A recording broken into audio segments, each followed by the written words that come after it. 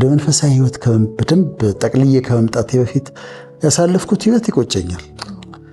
እውነት ነው። ቅዱሱ መጽሐፍ ምን ይላል? ማንም በክርስቶስ ቢሆን አዲስ ፍጥረት ነው ይላል። ማለት አይቆጠርብሽም ያኛው ማለት ነው።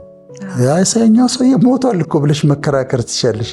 እኔ አላረኩም ሁሉ ልትይ ትችያለሽ። ከዛ በፊት የነበረውን ግን በቃ የማይረባ ነገር ዝም ብሎ ጫት መቃም፣ ሲጋራ ማጨስ አላስፈላጊ ነገሮች ናቸው። ሲጋራ ፓኬት ሮዝማን አስቀምጬ ማጨስ ምንድነው ፐርፐዙ? ምንም። ጫት መቃሙ ምን ነበር ፐርፐዙ? ምንም። ከዛ ደግሞ ወጥቶ መጠጣት፣ ናይት ክለብ መሄድ፣ ከዛ ደግሞ የሚከተሉ ነገሮች አሉ እና ከንቱ የሆነ ህይወት ነበረ። ዝም ብሎ እርባና የሌለው ህይወት ነበር እና እሱን ሳስበው ይቆጨኛል። ማድረግ የሌለብኝ ነገሮች ስላደረግኩኝ ይቆጨኛል።